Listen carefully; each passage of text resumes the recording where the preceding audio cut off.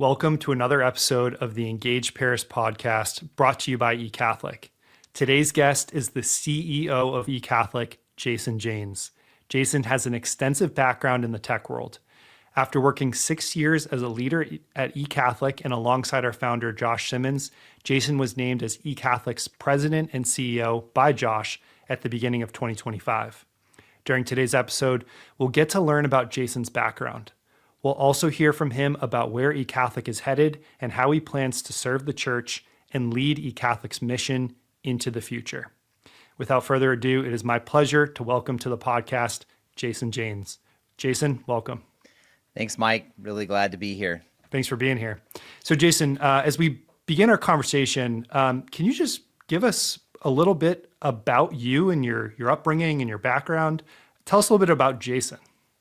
Yeah, sure. I think the best place to start is in the present day and just talk a little bit about myself and my family. My wife and I have been married for 25 years. We actually just celebrated our 25th wedding anniversary last October. So we've been extremely blessed to be together and to be able to share a life together. We have 3 beautiful children. The oldest 2 are in college now, and my youngest is still in high school. So we're starting to contemplate what life looks like with an empty house. And that's both scary and a bit exhilarating all at the same time. I think when I think about my family and specifically my wife and my children, we've spent our entire life, my wife and I, since we got married, really focused on the concept and the idea of building a strong, loving family around Christ. And we've had the good fortune to do that through our home parish here in Austin, Texas, which is St. Catherine of Siena Catholic Church. And I've raised all 3 of my children here in Austin, and it's been really fun to just see them go on and grow. And it's been a joy for both my wife and I. So I know this, but obviously our guests don't. You and your wife have an interesting story. Can you tell us about when it was that you actually when you guys first met each other? Yeah. So, like I said, we've been married for 25 years, but we actually first met when we were probably around 3 years old. I have a twin sister who was in dance, and my wife was also in dance. And so they were involved in the same dance studio way back then in a small town in South Texas called Victoria, Texas. That's where I grew up. And of course, at that point in time, my wife and I didn't really, we didn't really necessarily care for each other. We were really young. But a funny story that I remember from that, and I have the picture, we actually brought it out at our wedding, is we both went to the same Catholic church in Victoria, and we were in the same First Communion class. And there's actually a picture of me kneeling down in front of my wife for First Communion. So it's been really awesome to be able to share that with her, and just having known her for so long. We didn't actually start dating until we got into high school. I think before that, I was just that annoying boy that my wife wanted to have nothing to do with. And then our junior year of high school, we started dating, and we're fortunate to date all the way through college. We both went to Texas A&M and then got married shortly after she graduated from A&M with her master's degree. And I was already actually up in the Dallas area working. So funny story. I do want to get back to your faith journey, because I know that's been a very interesting path that you've taken. Before I do that, I just want to ask you about one of your hobbies, because I know you're big into sailing. When you were named the CEO of eCatholic, Josh even gave you a captain's sailing wheel as kind of a gift for you becoming the CEO. But could you tell us about your love for sailing? And also I have a question. You're in Texas. Where the heck do you sail in Texas? Well, there's this big thing called the Gulf of Mexico, or I guess now called the Gulf of America, that's off the coast of Texas. And the town where I grew up is about 45 minutes in from the water. If you know anything about the water down in the Gulf of Mexico, it's dark, it's dirty, it's not overly favorable to a lot of people. But from as long as I can remember, probably before I could even walk, both my mom and my dad had a love for sailing as well. And so we used to go down to Matagorda Bay and Matagorda Beach, and they had a sailboat that they would go out sailing in, a little day sailor, and we would get down as kids. I still remember sleeping down below in the cabin, in the cockpit, or out in the cockpit while we were sailing around. And so the beach, the water has been really a big part of my life for forever. And then later in life, when I got to high school, my mom kind of continued her love for sailing and owned a sailboat in Port Lavaca. And we used to spend our weekends down there and sailing in the intercoastal waterways. And so like anybody, as I grew up and took on my professional career, time was limited. But when my wife and I first got married, we wanted to do something together. So we ended up buying a sailboat. And it was a McGregor 26, a little day sailor trailerable sailboat. And we lived in close to Lake Grapevine in Coppell, Texas, outside of Dallas. And that's where we kept our boat for 5 years and spent a lot of time on the lakes on the weekends, just sailing. And it's such a peaceful time for me. It's a time where I can get away from the noise and just be out in nature and enjoy it. And I find it to be extremely relaxing. And so that was my love for sailing and where that all came from. And when my first son was born back around the 2004 timeframe, my wife and I decided, okay, we're not going to really have time to spend time doing this. We need to dedicate the time to our family. So we sold the sailboat. We moved to Austin, and I kind of hung up my skipper desires for a while. And then I was able to rekindle those in 2022 when my dad brought up the idea of going on a sailing adventure to the British Virgin Islands and renting a 45-foot catamaran. He had skippered boats down in the BVI many years before and wanted to repeat that experience. And so he said, but you need to be the one to skipper us. So I had to go back and get some more education and practice, and was able to do that. And then fortunately was able to repeat that experience in October of last year with my wife and 3 of our really close friends. We went to the Ionian Islands, which is on the west coast of Greece. And I skippered a 45-foot catamaran around the Ionian Islands with our friends to celebrate my wife and I's 25th anniversary. So it's a big love of mine. It's a hobby that I have and something that I enjoy doing just to get away from the normal day-to-day of everything. I do want to circle back on your faith journey because you have quite an interesting one. Can you bring us through that journey and talk about how it strengthened your Catholic faith and ultimately kind of shaped your career? Yeah, when I think back to my faith journey, I think there's really three people that I attribute most to where I am today. My 2 of them being my parents, my mom and my dad, and then the third being my wife. And my parents, when I was young, decided to get divorced. But I think the thing that I'll say is that both of them were always very much a part of my life and my twin sister's life and my younger brother's life. And then they made an instrumental impact on us. And I never felt like, even though I didn't live under the same roof as both of them, that I was missing anything on either front. And my mom was raised Catholic and had a strong Catholic faith. My dad was raised Protestant. And so when they got married, they decided that they were going to raise us in the Catholic faith. But then when they got divorced, my dad went back and really started focusing on practicing his Protestant faith. Well, my mom obviously continued to focus the Catholic faith. And so, I think really funny story I'll tell, and I think it kind of leads into the question that you're asking, is that at an early age, I was an altar boy with my younger brother. And so every other weekend we would go stay with my dad. And my dad was at that time, going to, I think it was a Presbyterian church. We ultimately ended up going to a Southern Baptist church as well, which had an impact on my faith journey. I'll talk about that in a second. But my mom still required us to be altar boys. And so every Sunday morning, we were typically altar boys at our church at 9 a.m. And she would come pick us up when we were staying at my dad's house. We would go to church, and then she would bring us back and drop us off with my dad, and he would take us to church. And so my brother and I fondly called that double headers. So we pulled double headers, and I joke around about it, but I think it was really a unique, interesting opportunity for me at an early age as I was growing up and through my high school years to get exposure to different faiths and different ways that people approach their religion.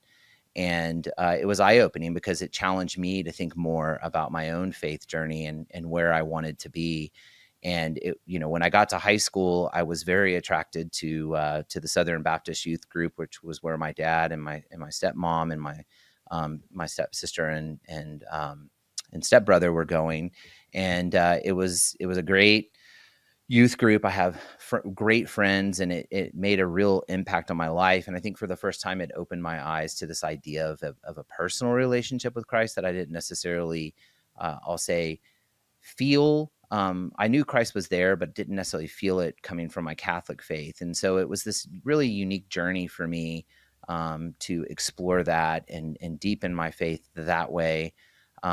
And ultimately, I mentioned at the beginning, my wife having a big impact on my faith journey, because when we started dating our junior year, she grew up Catholic and wanted to be part of, continuing her Catholic faith. And so we talked a lot about it, and I wanted to be with her on the weekend. So I would go to church with her again and on Sundays, and really through her and her family, along with my mom's persistence, just continued to model my Catholic faith. And so there's really was no doubt for either one of us when we got married that that Catholicism was the faith that we wanted to practice, and we've been fortunate to do that.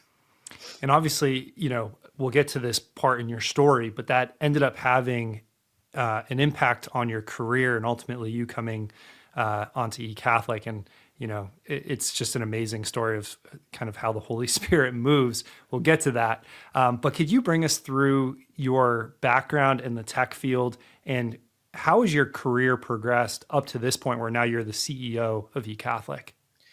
Yeah, I won't bore you with all the different details, but just kind of give you a high level recap. So I've always had a love for computers my entire life. I think I wrote my first computer program when I was 8 years old, believe it or not. And it was in BASIC. And my parents were always really good about giving me access to computers, which I think helped. And I used to watch my dad.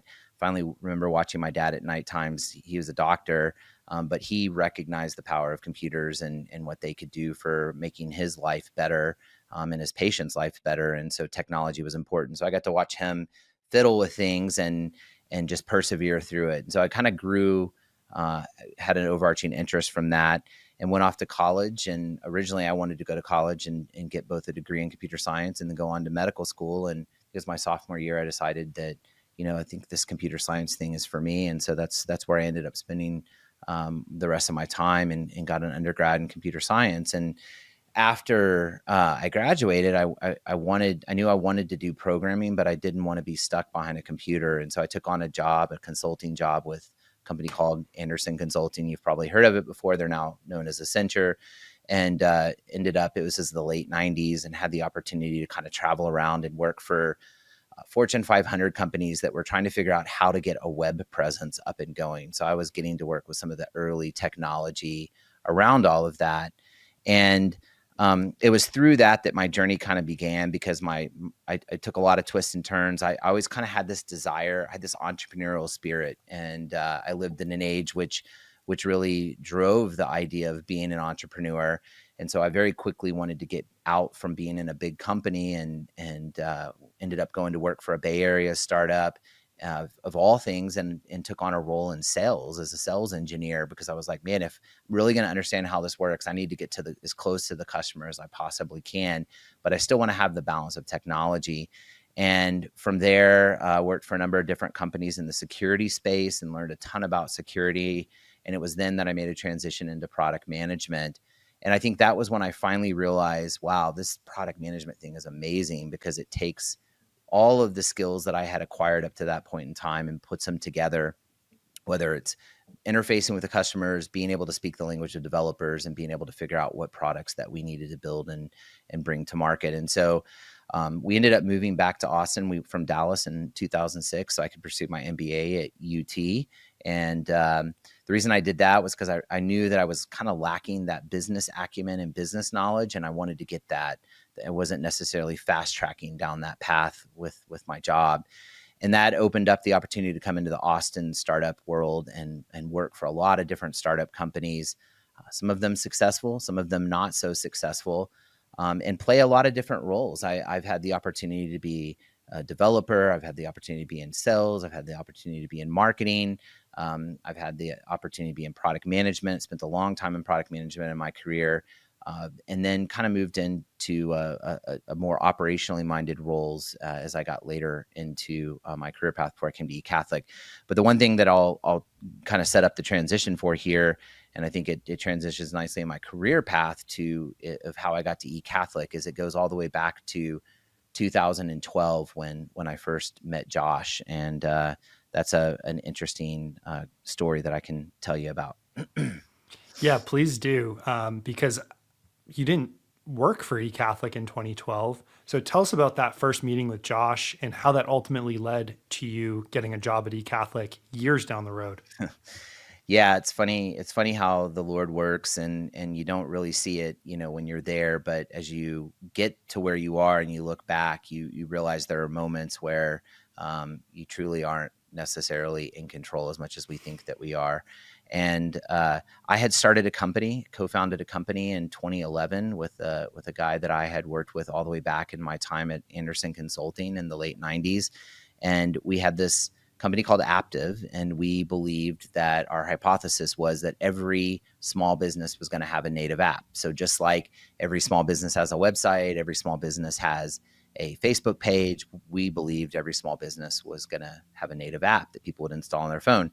So our goal was to democratize the process for creating native apps, because we knew that not every small business could afford to go spend tens of thousands of dollars having a custom developer build it. And so we built a platform that did that. And it was through that I started working with my local parish, St. Catherine's, to build an app for them. And I started investigating, kind of looking into that further, and was like, who powers the website for St. Catherine? And realized, oh wow, it's this company called eCatholic. And then I looked into that a little further and realized that they were based in College Station, and the founder was an Aggie. And I was like, man, this is great. I got to reach out to him and see if there's a way we can partner and work together, because I'd love to find a way to bring our technology to all the Catholic churches. And so I remember calling into the support line, and I won't name his name, but he's still with the company. He's our oldest and longest standing employee, and amazing person and support person. And he answered the phone, and I introduced myself and explained what it was I did, and said that I wanted to talk to Josh. And he quickly told me that they don't partner and they weren't interested, and hung up the phone. And that was my first attempt. Fortunately, I was able to use my Aggie network to find another way into Josh, and got to meet him for the first time in 2012, and pitch this idea of partnering. And that started this journey that Josh and we never did partner. Josh rightfully was not a believer that every church needed an app. And I think that, if you fast forward to where we are today, that speaks true. Every church does need a website. They don't need an app. And so he was right about that, but it set up this long journey of multiple twists and turns, where Josh and I's relationship grew as I jumped from company to company, and Josh stayed steadfast in his goal at eCatholic. And it all led to this point in late 2018, where the company I was at, a startup company, shut down. And I picked up the phone on a Sunday after we had closed the doors the previous Friday, and called Josh and said, I'm looking for a job. I'd love to come work at eCatholic. And Josh immediately called me back. He didn't answer because he was actually dropping off eCatholic employees for a team week that they had just finished in December, ironically. But he called me back and said, yeah, let's meet at our regular location, our regular breakfast spot, and talk. And we did Monday morning, and he had offer in hand, and the rest is kind of history. Wow. And I'm curious. So you worked for these secular companies, probably working with massive clients that have huge budgets. What drew you to the mission at eCatholic? Yeah, I mean, I think it's accurate. I had this opportunity. I've seen a lot of different companies covering a lot of different spaces and with a lot of different focuses. And I think for me, the thing that drew me to eCatholic was a couple of things. First of all, it was Josh, and it was if you've ever met Josh, and you've seen the fruits of what he's been able to do here at eCatholic and bring. He's just a genuine, real individual, and I knew that was somebody that I wanted to work with and partner with. And then more importantly, not secondarily, but the second reason was it was this great opportunity. I've been looking my whole career, even going back to Aptive, of a way that I could bring my gifts that I felt like I was blessed with in a way that I could serve the church. And I saw this real unique opportunity to join eCatholic and bring all of the experience that I had gained up to that point over the previous 20 plus years, and bring that into this company, eCatholic, so that we could go achieve this mission that Josh had set out from the very beginning in 2005 to achieve. And that was simply just, our mission is to help the church fulfill her mission of evangelization. And I think that's a beautiful thing. And that's what we do every day. And I could think of no better way to be able to accomplish that than being here at eCatholic right now. Yeah, I know that rings true for everyone that works at eCatholic. Everyone was drawn to the mission. Certainly Josh's leadership over the last 2 decades has been a huge part of that as well. And you're taking the torch forward. So now fast forward, you're now at eCatholic 6 years as of now. Yeah. Could you go through the different roles that you've had and some of the highlights over the last 6 years? Yeah, I think, thinking about that question, the easiest way to answer that is to kind of break it into 3 chapters, if you will, 3 2-year chapters.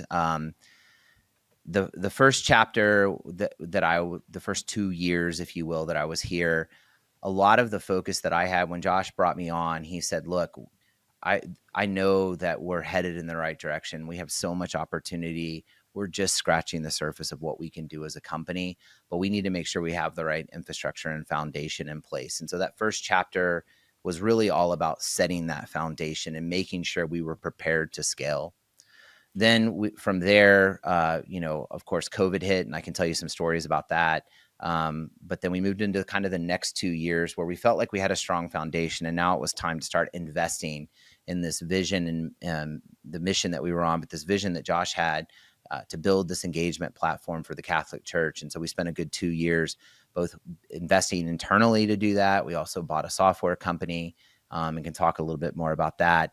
And then the final 2 years is kind of bring us to where we are today, has been about starting to realize those investments and how can we bring them all together to really get to this long-term goal that we have to be the engagement platform of the church. And so through all of that, I've worn the title of COO, but man, I've worn pretty much every hat in the company all the way up to now. Been fortunate to wear the CEO hat. Yeah, you mentioned sort of these 2-year segments over the past 6 years you've been at eCatholic. Could you dive a little bit deeper into what sort of, you don't have to give all the details, but what did each period entail at a high level, or what were some of the highlights for you as you look past those 3 chapters that you mentioned? Yeah, when I think back to the beginning in 2019, ironically, I was employee number 19 at the company. And fast forward today, we've doubled the size of our company in terms of numbers of employees.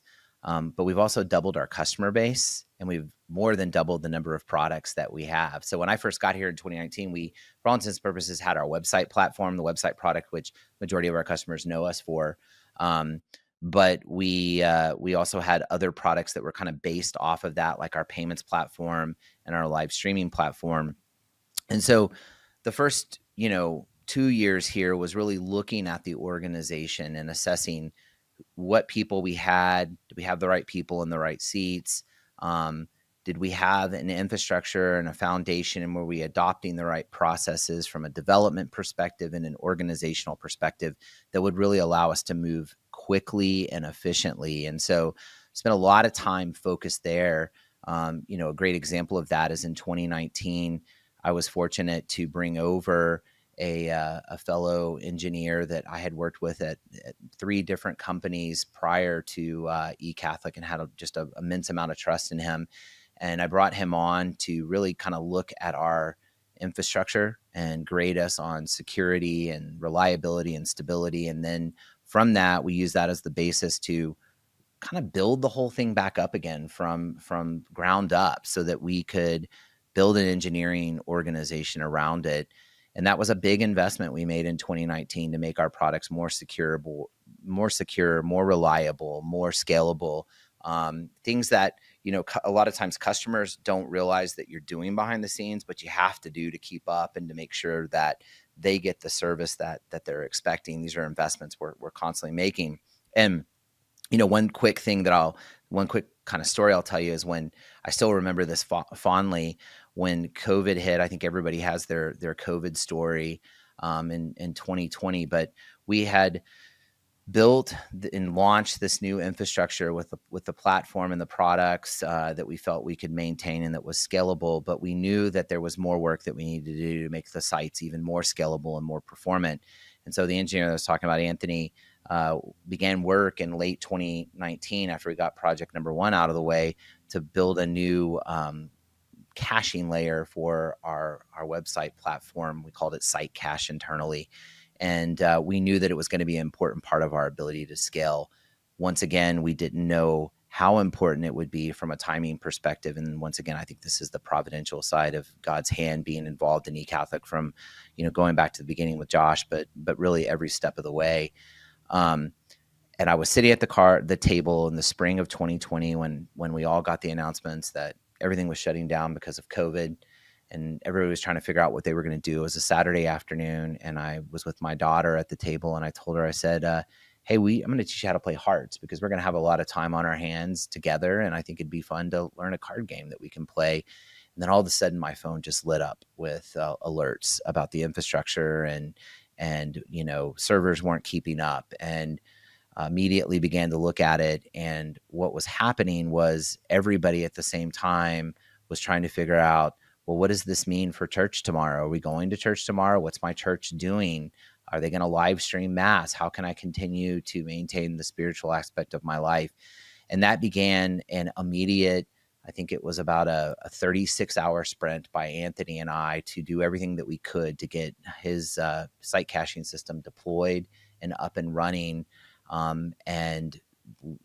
We just took off from there. The scale was massive, and we wouldn't have been able to handle the scale had we not been working on that and not been at the point that we were. There's a little thing we say internally, funny enough, at eCatholic, Ash Wednesday. For whatever reason, I think if you're Catholic, you probably know why it's one of the biggest traffic days of the year for us. Funny enough, it's not even a holy day of obligation. And every year we get spikes. And what we said is once COVID hit, every day was Ash Wednesday times 10. And so we were just really right place, right time, providential hand of God to be able to get that out and make sure everything stayed up for the customers. Why is it important for eCatholic to continue developing the core products, but also creating new ones? I mean, I look out there and sure, I mean, there's a lot of good things happening in the church, don't get me wrong, but we're also seeing closures. It's hard to even tell what the next 5 years could look like in the church. But why does eCatholic continue to do what we do? Yeah, it's a really good question. When I sit back and think about it, I think it comes down to two things, and you kind of touched on it, Mike.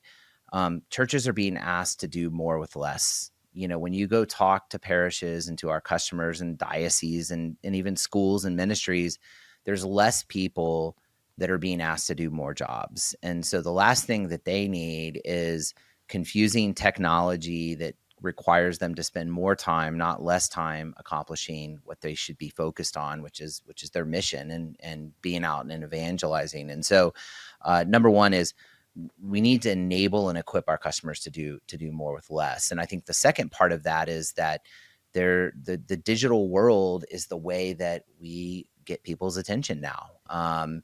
And you have to be present in the digital world in order to be there so people can hear you. And that's through your website. It's by being available for live streaming.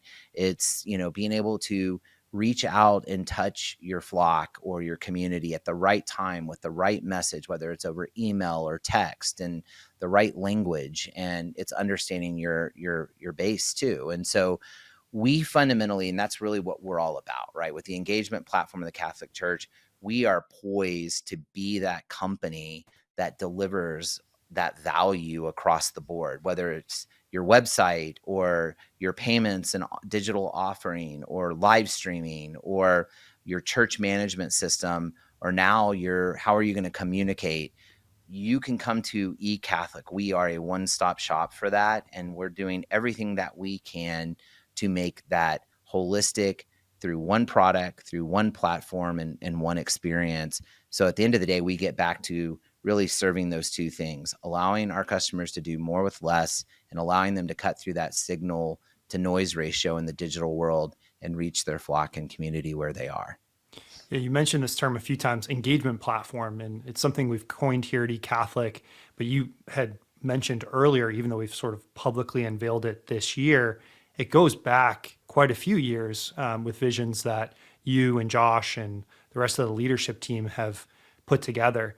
What exactly does this term engagement platform mean? And you kind of alluded to this, but why should parishes and other Catholic organizations care? Yeah, I mean, if the church's mission it is to evangelize the world and bring Christ to the world, they need to be able to engage people where they are, and they need to be able to, once they've engaged them, have a front door mat that's welcoming and beautiful and that attracts and brings people in. I think our goal as a company is, and Carlo Acutis has been in the spotlight here lately because he's going to be canonized and the first millennial saint and the internet saint, and there's a lot of really cool things that have been attributed to him. But one of the things that stands out to me is that he built websites to talk about the Eucharistic miracles across the world because he wanted to engage people and make them aware of things that they hadn't known about or they couldn't find in other ways. But ultimately, he wanted them to go online to be attracted to go offline. And I think that embodies the spirit of what we're trying to do with the engagement platform.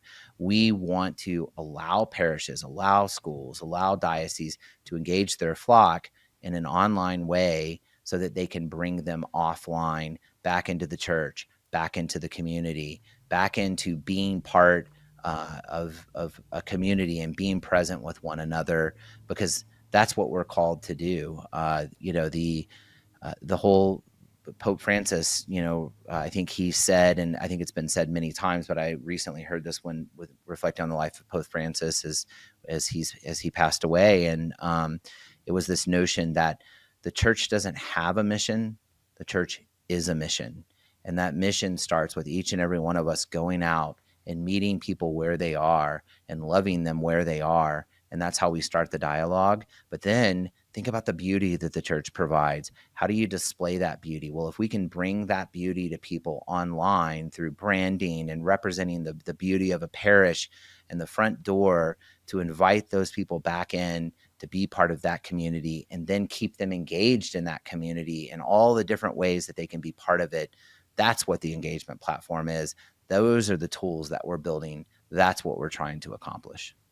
Yeah, I'm so glad you mentioned Carlo Acutis. I don't know when we'll release this episode, but we're recording here on the feast of St. Joseph the Worker, who's also another patron. And obviously, John Paul II is a huge patron of Josh's and of eCatholics. And, you mentioned Carlo. I think Chris Stefanik in the film said that line succinctly. His whole mission with the websites, as you mentioned, was to get people off the internet and back into the pews, to engage with the church, engage with the sacraments. And certainly that resonates strongly with us here at eCatholic. I know you've been behind a lot of, and there's so many to cover, so many of the new features that have come through eCatholic products, not just our websites, but obviously Connect, our exciting new messaging platform, online giving and payments, live streaming even. Could you go through just a few of some of the recent features that you're really excited about that we now deliver to our clients through those products? Yeah, I mean, I think the first thing that I'll start with that's really fresh and new. If you're an eCatholic customer, you've probably experienced this. Maybe you've not been overly excited about it, but you've experienced it, is this notion of a unified login or single sign-on. We're rolling single sign-on across all of our products because we realize that people that are administering the website are the same people that are administering live streaming, the same people that are administering their online giving and pay and their church management system. And they're the ones that need to be able to be in a position to communicate with their flock. And so we're trying to bring that all together through this unified platform. And the first step is single sign-on. And from there, so many things will come. I would say the product that immediately strikes a nerve, because it's just the first product that we're really I think is showing off what we're capable of and where we're going is our new communications product called eCatholic Connect. And that's been a journey that started really back in 2022 when we started looking into this idea of adding communications to the website platform, because we felt like the website did a really good job in a pull type way of bringing people to the front door, but we needed to complement that with a push type way for people to be able to reach out, and the two had to be connected together. And so we've got a really powerful platform now with Connect, which allows you to communicate directly with your parish, directly with your flock over email and text messaging. Those are the two mediums we're starting with. It's not where we're stopping. The great thing is we've built this amazing technology platform at ground, at the ground zero that Connect is built on top of. But we're just kind of getting started there. There's going to be other products that we'll be releasing on that platform to complement what we're already doing with websites. But other things that come to mind are integrations now between Connect and the website. Getting back to doing more with less. We want to make it really easy for our website customers to be able to take advantage of Connect and to make it easy for people to sign up to be part of the parish bulletin distribution list, or to be able to sign up for a very specific ministry in the church. We don't want them to have to think how they're going to do that. We just want it to be simple. Drop a widget on a page and allow that. The other thing that I think is really exciting to me, and this isn't necessarily new, but it's been around for a while, is the Catholic content that we bring to our website platform. We're constantly innovating there and bringing new ways that our customers can very quickly add to the story that they're telling to their parishioners and to their flock, with new forms of Catholic content right on the website that they don't even have to do anything. It shows up and it changes day by day, whether it's, partnerships with Word on Fire. I mean, even excited about, we just launched today, the Engaged Parish Podcast module, which is now available for our website customers. So I think that's another really powerful thing. And then I could probably go on for a while, but let me just talk about two other things that come to mind. Find a Mass. This is something that we launched last year in tandem with the National Eucharistic Congress and the Archdiocese of LA, who's been an amazing partner of ours as we've supported them in their digital strategy. Sarah Yaklick has been just absolutely phenomenal, and love working with her. She's a real passion for what she does, and a standout in really in the Catholic space on the marketing and media front. And we had the opportunity to partner with them to bring Find a Mass forward. And the great thing about it is that there are a lot of mass finders that are out there, but a lot of them require manual upkeep to keep mass times up to date, et cetera. But because we have this great Catholic capability, we have this own thing within our website platform called Mass Time, where our parish customers can go in and actually set out their mass schedule, including holy days of obligations, et cetera. And it does really unique things to pop up on the homepage right before mass is starting. We even have what we call Catholic mode, which means it stays up for 15 minutes after mass starts, because everybody knows good Catholics are always on time to mass. But that data then automatically feeds into Find a Mass. And so now every parish's mass time, confession time, adoration data is available in Find a Mass that's a customer of ours, and they can reach out. And it's just a great way for people that are looking, whether they're traveling or looking for a church to go to. It's a great tool for them to be able to find, and the parishes don't have to do anything more than what they normally do. So that's an exciting thing. And then the second area that I'll touch on is with our ChMS platform, which is the product. We bought a product called Gabriel Soft. We were really fortunate to work with Armin Brunel and his team back in 2021 and acquired that and made that part of the eCatholic family of products, and really powerful church management software solution that we've further adopted into our fold and rebranded now as eCatholic ChMS. And we're beginning to explore ways within that platform to use new technology, AI technology, to allow customers to get answers to questions in a safe, secure way about their parishioners without having to know how to write SQL to get down at the database level. So more to come on that. Very early with that. We're giving it to a couple of people to try out, but those are just some very small very, very small examples of things that we're doing. I could probably talk to you all day about all the different threads that we have going on right now in the company on an engineering and development and product front. And it excites me. We are rapidly iterating and investing heavily into this company and to the products we're bringing to market. I was interested to know where you were going to go with that question, because I knew I was opening up a can of worms, because there is just so much going on. How do you select just a few? And as you alluded to earlier, we're really just beginning. We're going to continue to innovate on these products to better serve the church. And as we wrap up, just a couple more questions for you. Yeah. Outside of our exciting products and features, which is at the core of what we do, are there other initiatives going on at eCatholic that you're excited about as we just continue to develop even more resources for parishes and Catholic organizations?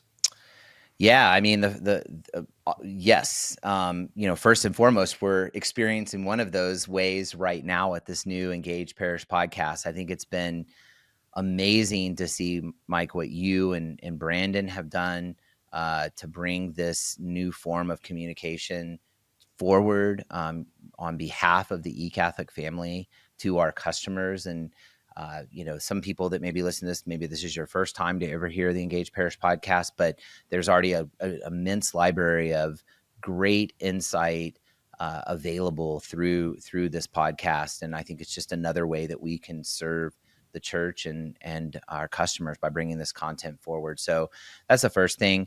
Another thing that I am really excited about, and I think I'm okay to talk about it here, is we are this year going to have our first ever eCatholic Summit, the Engage Virtual Summit.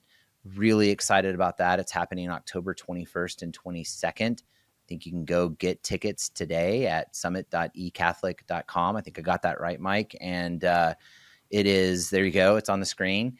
And this is the first time we've ever done this, and I can't tell you how excited I am about the speakers that we're bringing forward that are going to just open up a whole new world of knowledge and information for our customers that are using our tools and that live inside of parishes and live inside of schools and live inside of ministries, about how they can be better at evangelizing. And that's an exciting initiative that's underway. So those are two things that come to mind. Yeah, I'm glad you mentioned the summit, and you are totally okay to mention it. Tickets are available for purchase right now. The speaker lineup just keeps getting better, as you alluded to. And Brandon and I were talking about it recently, and I really think this conference is going to obviously be practical. There's going to be takeaways for people to communicate better within the church, and also to evangelize better using digital means. It's also going to be inspirational, but it's also going to be somewhat challenging because I do think, as you point out earlier, it's time to rise to the occasion a little bit better as a church and reach that, as Pope Benedict XVI coined, digital continent to evangelize folks in today's culture and today's more digital world. One more question for you, Jason. Mm-hmm. What keeps you going each morning when you sit down at your laptop? And also, I guess it's a two-parter. How will eCatholic continue to serve the church going into the future? Yeah, good two-part question to end on. I wake up every morning just excited about the mission that we're on to serve the church and to fulfill the mission the church has for evangelization. And the way that we do that, the way that we're blessed to do that, is by bringing the best possible tools, technology, and people forward that we can to support our customers each and every day. And I can promise you, I'm not the only one that wakes up in the morning thinking about it and goes to sleep at night thinking about it. Everybody at eCatholic does. And for anybody that has ever worked directly with eCatholic, whether it's with our services organization and seeing the amazing things that they've been able to do, or our support organization just to get help to solve a problem, that we are ready to do whatever it takes to support our customers. And I think not only just support our customers, but support our customers in a uniquely Catholic way. We are focused on the Catholic Church and the mission of the Catholic Church. We're not trying to be all things to all people. We have a very specific mission that we're on with this company and the tools that we're building. And I just know that we're just starting to scratch the surface here. And I think this goes to your second question. There's so much more that we can be doing. I talked about We've had the website product. We just overhauled our live streaming platform with a great new partner that has been amazing. We are in the process and we'll be doing a lot more work in the coming months around our payments platform. We've launched our new communications platform and really just getting started there. And then, of course, we have this powerful ChMS platform that our customers and dioceses can use to really tap in and understand their flock and their parishioners and their members. And that's the beginning. Like there is no reason that our customers shouldn't be able to come to us and know they are getting a world-class product. They're getting the best possible product that they could get, that not only serves what they need, but serves them in a Catholic way. And then they have the people there to back them up. And that, that's what differentiates us. That's what makes a difference for us. We have 5 core values that we talk about all the time at eCatholic. We make our hiring decisions based on those core values, and they're very straightforward. Be humble, be a team player, be passionate about what you do and who we serve, work hard and work smart, and then the last one is create wow experiences, and that comes into doing whatever you can to create wow, whether you're doing it by talking and supporting a customer today, or you're working on fixing a bug that a customer has reported. There is an opportunity to make the product better, to make it more secure, to make it more reliable. And every day we come to work ready to do that. So the last thing I'll say real quick, and you didn't ask this, but I'm just going to point it out because you mentioned it earlier. We're having this podcast on the feast of the day of St. Joseph the Worker, the feast day for St. Joseph the Worker. And I think it's a real unique thing that we're having it today, because as you mentioned, he's a patron saint of eCatholic. We have a team meeting every Wednesday, and we always say St. Joseph the Worker prayer, but it just reminds us that work as individuals and as humans, the goal of work is not just for monetary means and ends. That's fine and that's great, and we all need money to survive and live, and we want the best for our families, and there's nothing wrong with that. But work has a spiritual dimension to it as well. It has a meaning, and that's, whether you look at St. Joseph the Worker as the carpenter, he worked to support his family, which had Jesus Christ as the Son of God and his son. And we have that same opportunity to do that. And it doesn't have to just be because we work for a Catholic company. That doesn't mean that you can't have that meaning and that purpose. You can do it wherever you are. But I just think that that's really cool that today is the feast of St. Joseph the Worker and that we're having this podcast. So I couldn't agree more. Yeah. And you mentioned, just speaking from my own heart real quick, the cultural element of eCatholic, the team weekly prayer, before all of our individual meetings as teams, leading that in prayer. I think that's been true of eCatholic since day one. And for all the clients out there that are listening, we pray for you each week as well. So I think that just permeates the culture here. And as you mentioned, everyone wakes up ready to get to work to serve the church and our clients in any way that we can. So as we wrap up, specifically for eCatholic clients who are listening to this episode, what do you want to leave with them? Yeah, I just want them to know that we're really just getting started, and they're seeing the tip of what we're going to do and where we're going. And, sometimes it might not always make sense when you're on the other side and you're being asked to maybe do things a little differently than you've ever done them before. But I think you'll start to see in the coming months and over the course of the next couple of years, the path that we're on. We have a roadmap to get to this goal of being the engagement platform of the Catholic Church, and we're headed in the right direction. Bear with us, keep trusting us. We believe in you. Keep believing in us. It's an exciting time to be part of eCatholic. Thank you, Jason, so much for your time. Thank you for your leadership. Have a great day. Thanks, Mike.